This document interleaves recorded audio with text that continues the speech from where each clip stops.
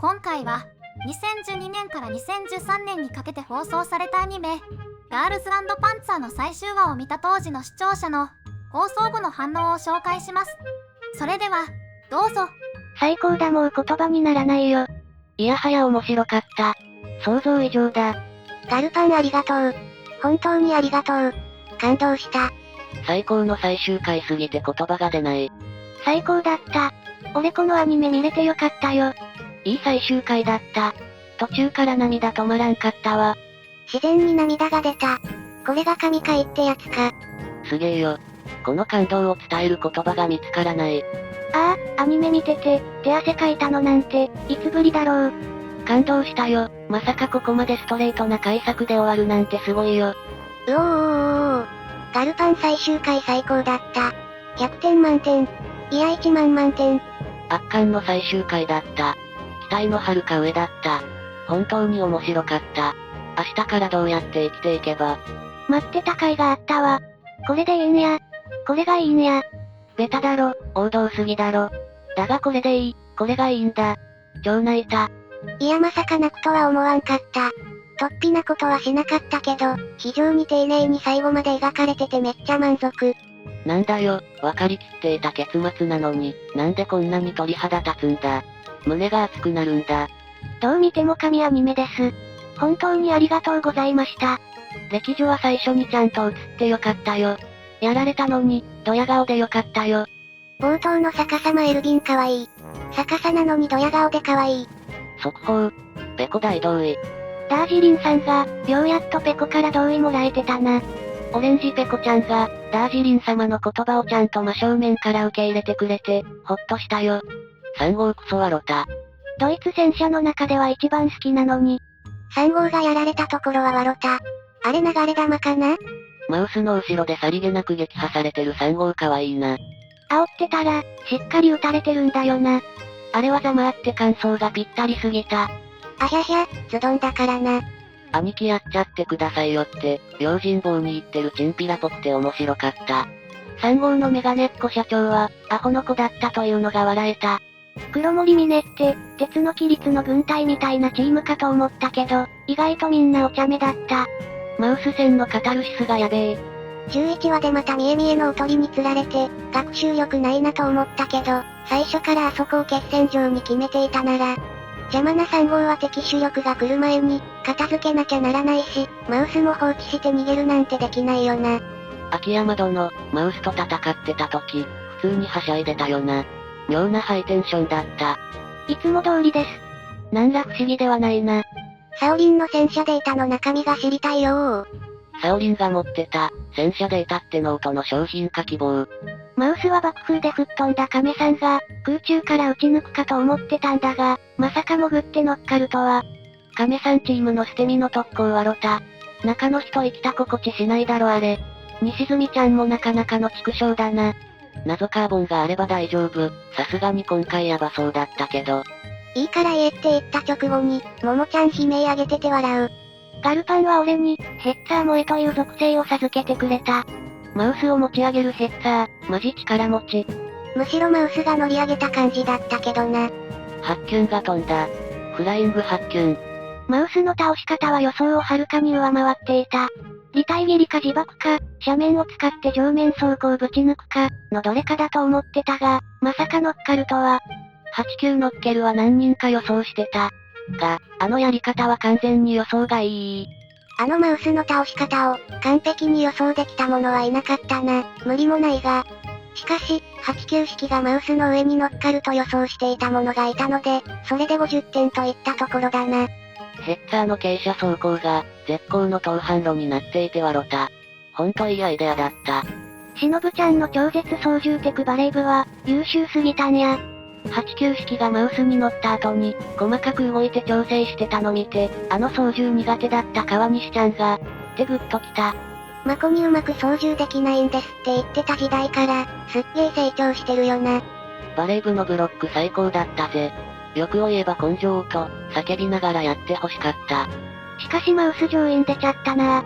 ラスボス臭漂わせるはずが、ネタキャラとかしてたが。嫌ですー。このセリフ最高だった。89式は軽戦車じゃない。神戦車だ。おい軽戦車、そこをどけ。のりこ、嫌ですー。それに89式は軽戦車じゃないし。あけび、中戦車だし、これもわろた。それとか、ブロック完了しましたとか、抽選者だしとか。ああ、バレー部かわいい。てかこれ、どのチームのファンでも大満足できる出来だろ。バレー部と自動車部が好きな俺にはたまらなかったわ。のりことあけびが、戦車の中から押してるの面白かった。バレー部可愛かったなぁ、熱かったなぁ。こんな回なのにギャグ忘れないよな。その辺のバランスいいんだよね。気持ちはわかるけど、意味ないですからのシーンで笑った。逆転は遅刻しそうな時、電車の中を走るタイプ。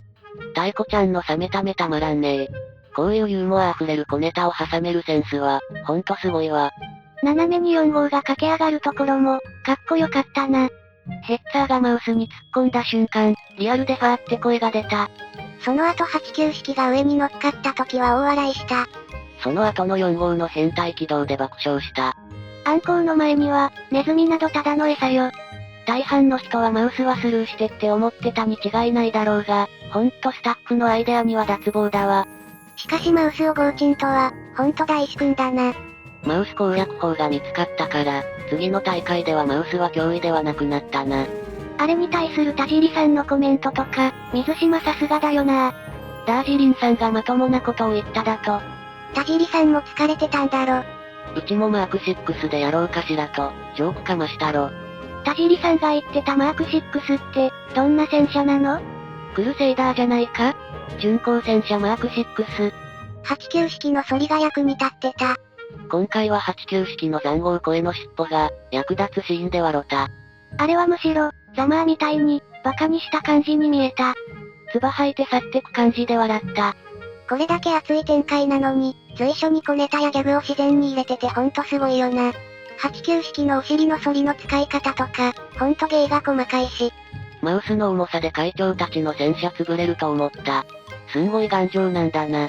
白旗出たけど。俺、ヘッツァーが止まるシーンでガチ泣きした。ヘッツァーが止まった時は切なくなったな。ああやっぱりダメだったか、よくやったって感じだったわ。ヘッツァーはもう、マウスが乗った時点で砲塔潰れてるから、その後の戦闘は無理だったんだよね。まあ、潜った時点で白旗上がってもおかしくはなかった。ヘッツァーやられた時に、ももちゃんが西住隊長、って言ったのがグッときた。あとは呼び捨てだったが、美穂の作戦って、ある意味仲間の戦力を極限まで使い潰してるんだよな。決して仲良し小良しじゃない、冷徹な計算と熱いハートに裏打ちされた新西住流。普通に考えたらマウスの倒し方とか、ねえよって笑うところなんだが、ガルパンだとそれだ、って思っちゃうんだよな。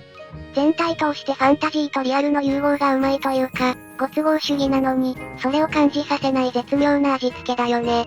フラフラ作戦の説明をしてるところが、一番燃えた。フラフラ作戦というのは、右へ左へフラフラじゃなくて、フラッグ車 vs フラッグ車で、フラフラ作戦という意味だったのか。それだ。記載現る。そういうことかよ。言われるまで気づかなかった。街中をフラフラ曲がって、敵戦力を分散させるって意味もあるでしょ。両方かけてるんじゃね？一年チームの成長っぷりがすごかったな。一年生チームの頑張りに涙が滲んだ。一年生チーム大金星だな。カリナちゃん、やっぱやればできる子だったか。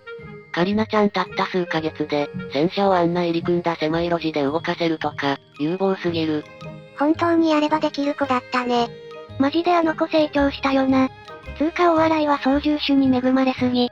カリナちゃんのあいあいあいが、めっちゃ可愛かった。さすが俺の嫁だ。一年チーム、戦略大作戦、泣いた。戦略大作戦というところで、リアルにうわっと言った。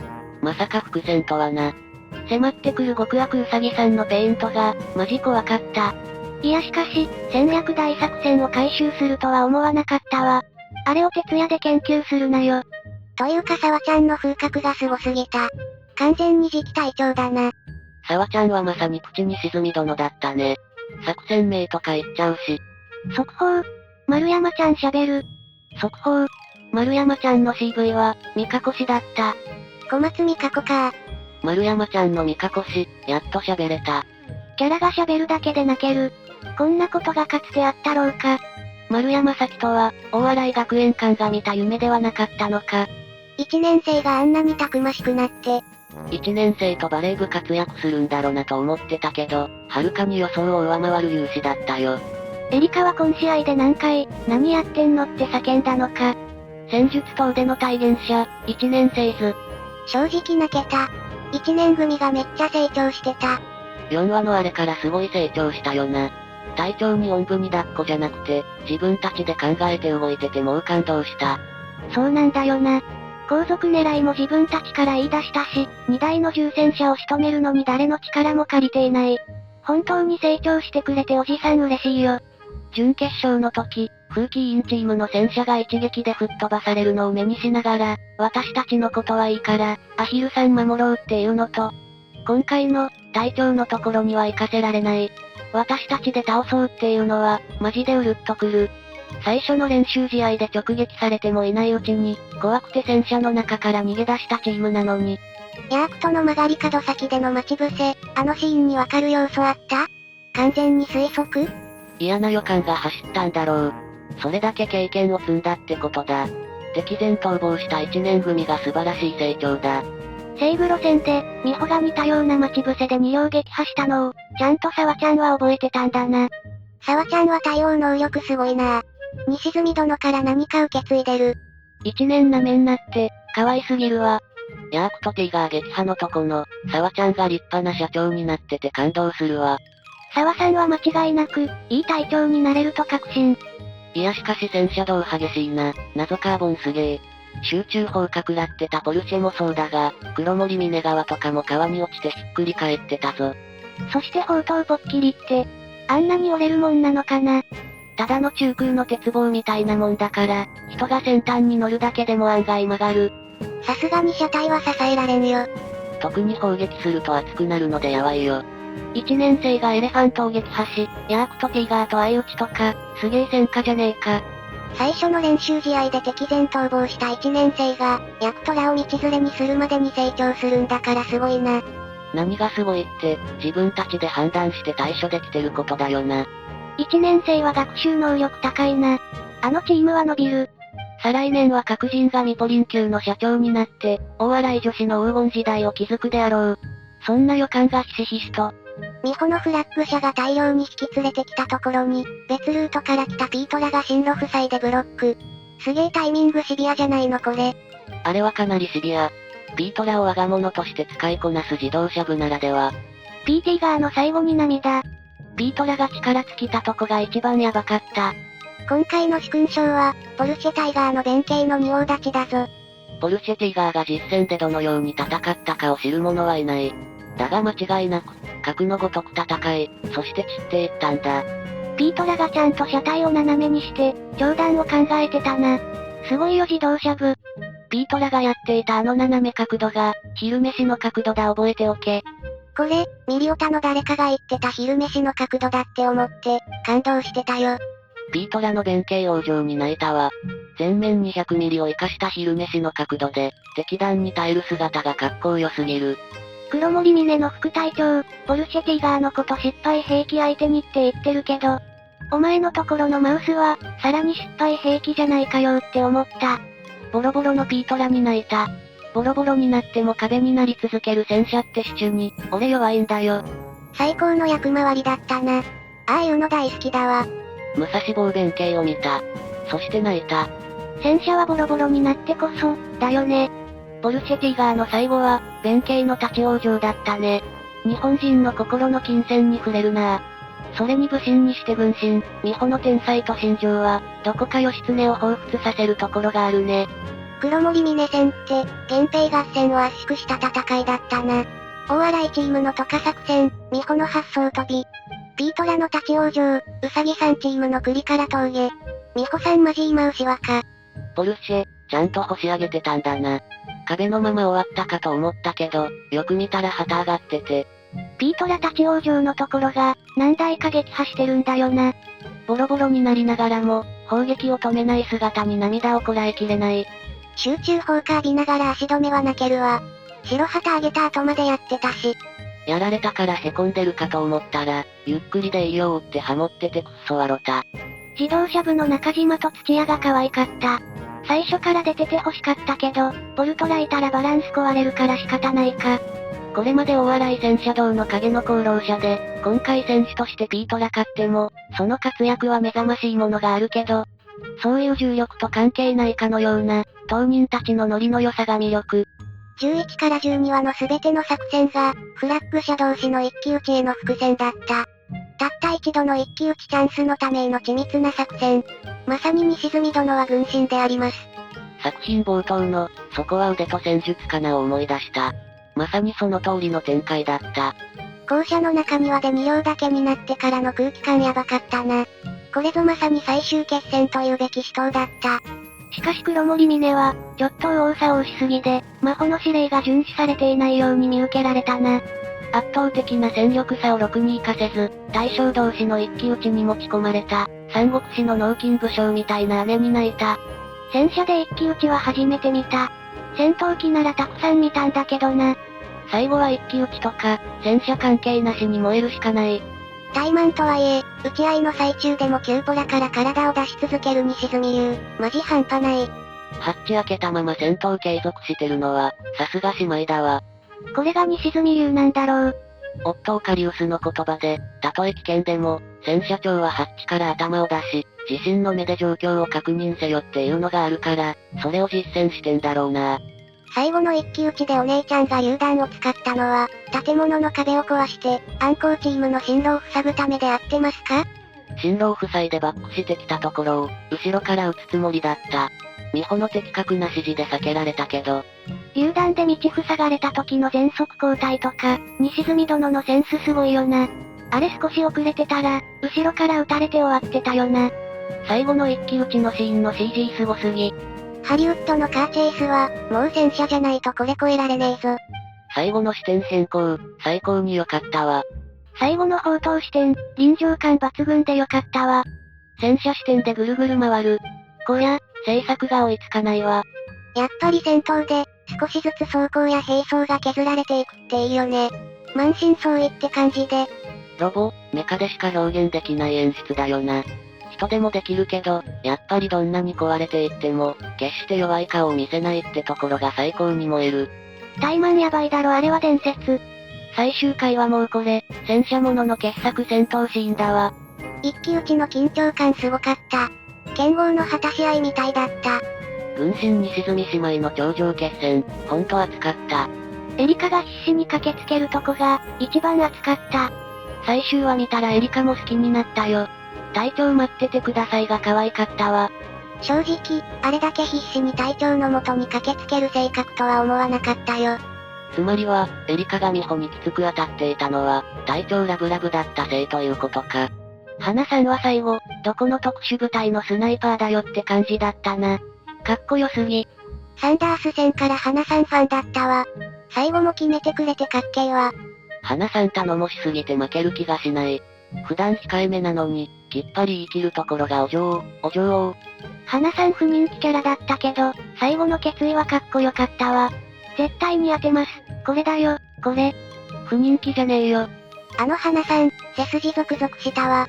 グロリアーナ戦で、なんで側面じゃなく背後に回り込まないのって指摘してた奴がいたが、伏線だったか。軍神西住美穂が一番の立役者だろうけど、その美穂の無茶苦茶を実行できる天才レマこと、スナイパー花はかなりの立役者ぶりだと思う。つうかこの二人試合の度に好きになって、最終話で評価振り切れた。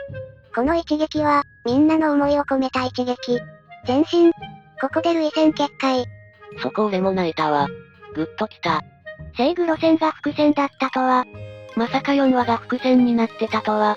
あの練習試合そのものが、1話オープニングとラストの2つの伏線だったとは。いろいろやられたわって感じだよな。ドリフトしながらすごい横 G がかかってる中で装填した秋山殿、マジ神装填手。あそこ先に一発撃ったの見て、ここから装填すんのってなった。秋山殿さすがです。最後のシーンは、思い切りドリフトかましてる最中、ゆかりは気合い入れて弾込めてたのか。しかも遠心 G に耐えながらな。うちの嫁はマジパネーよ。あんな起動してる戦車の中で砲弾込めるのって、相当なバランス感覚を要求されるな。やっぱり総天主は、秋山殿じゃなきゃいけなかったんだな。あのドリフト戦法を最後に成功させたのが熱いわ。最後にあのドリフトの大技を決めるとは、ほんと熱すぎるわ。西黒線での失敗があったから、砲塔を回しても対処できない、車体後部を狙ったのか。4号の最後のドリフトは、走行が比較的薄い後部に回り込むためのドリフトか。むしろ、砲塔だけでも撃って、相打ちに持ち込もうとした黒森峰がすごい。最後の怠慢で、グロ戦と同じ打ち方した理由を、戦車マニアの皆さん解説してくれ。特にない。走行に差があるから、回り込むしかないって条件が同じだっただけ。あと、ドラマ的にいいでしょ。最初の試合でうまくいかなかった方法で、最後を決めるってのは、最後ボロボロになった4号で泣いた。V ガンダムのラストみたいで。花さん頼もしすぎる。撃破率は 120% よ。フラッグが上がる前の無音が良かった。白旗よりも先に魔法の表情で、大洗の勝利を知らせてくれたのがいいね。煙晴れた時、うおーおーって言っちまった。こんなに叫んだのいつぶりだべ。画面の前で、リアルにガッツポーズしてもうた。部活の大会とかで優勝したチームが泣いてるの、全く理解できなかったが、西住殿が勝った瞬間は自然と涙が溢れた。シュルセンとか吹っ飛ばされて、ボロボロになりながらも勝利するってのは、最初から予想されてた展開だけど熱いよな。戦車の一騎打ちでここまで震えるとは。生粋のガノタだが、ユニコーンの戦闘シーン並みに熱かった。勝利至上主義の西住流と美穂への愛、指揮官の誇りといった様々な感情が、センチメンタルな一騎打ちに導いたんだろうな。彼女もまた血の通った人間であり、指揮官であった。最後フラッグ者同士の戦いになったけど、他のチームの頑張りの積み重ねの上で、やっと紙一重の差で上回ることができたんだよね。大洗女子のすべての戦車が全力でもぎ取った勝利だったな。本当に力が入る戦車戦だった。最後のみんなが4号に駆け寄るシーンでの、みんなの褒め方がキャラ出ててよかった。ビットマン級とか、ワールドカップクラスとか。自動車部は出番の割に濃かったな。土屋可愛いよ土屋。試合後、4号に、お疲れ様みたいなこと言ってたシーンで、うるっときた。すすけたアンコウマークがまた。最後のかすれたアンコウが、すべてを物語ってるようで鳥肌立ってしまった。速報。ももちゃん焦点。ももちゃんが泣いた時、泣いてしまったわ。ももちゃん泣くとこで絶対泣いちゃう。やばい、ももちゃんにもらい泣きした。ももちゃんと一緒に泣いてた。ももちゃんの泣き顔にもらい泣きしたわ。積み重ねた話の思いがそうさせたんだろうな。いや、本当にいい話だった。ももちゃん生徒会の二人の前以外では、ずっと虚勢を張り続けたのに、最後にとうとう我慢しきれなくなってたのが、なんかすごい良かった。ももちゃん、司法は一発も当てられなかったけど、視聴者の涙腺撃破数は多分ナンバーワンだな。最終話で、これまで何かを無理して拒食してたような会長も、やっと肩の荷が下りてた、号泣。会長がさ、最後終わって、美穂に抱きつく時に、目がうるうるしてたのよ。今まで全く動じなかった会長がさ、その瞬間でもう涙腺崩壊だった。俺も同じこと思った。あまり表には出さなくても、誰よりも学校存続を願ってたんだね。それこそももちゃん以上だと思う。ここすごい会長可愛かった。これだけ見たら、甘えん坊な妹キャラだな。この、ありがとね、が俺は一番泣けた。今画像見ただけでまた目から汗が。この直後の泣きそうな西住殿も良かった。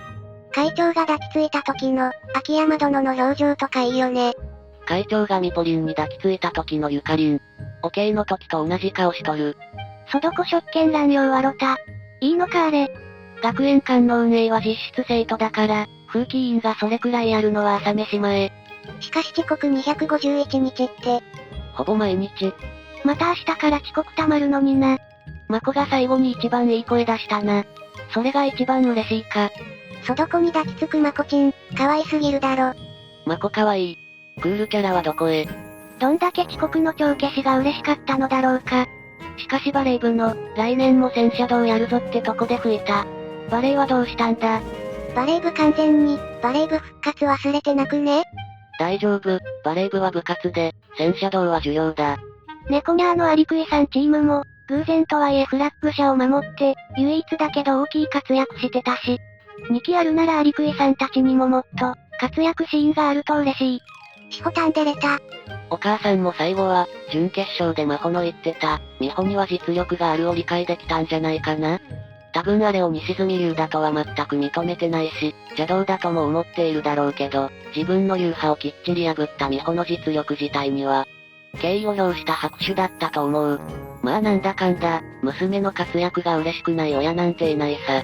最後、真帆もママンも出れていてよかったわ。爽やかで後味がいい勝利だった。お姉ちゃんが、妹になんのわだかまりもないのがよかった。最後真帆が美穂を見て負けを認めた時の、ちょっと嬉しそうな表情でグッときたな。美穂、本当に姉と母に認めてもらえてよかったね。本当に最後の姉が微笑んだ時と、母親の微笑んだ時はガチ泣きしたぜ。西住流じゃなくても勝てた。そう、皆の強い絆のおかげで、熱いアニメだった。仲間の大切さ、一人一人の強い気持ちをうまく描かれてて、本当素晴らしい回だった。てガチ感想すまそ。お姉ちゃん、ストーリー上は負ける運命にあったのだろうけど、負けても勝ってもこの人は、離れてった妹にささやかながらエールを送りたくて、この大会を真摯に戦ってきたんだろうなぁ、と思うと余計泣ける。お姉ちゃんとおかんの拍手シーンはいい脚本だったな。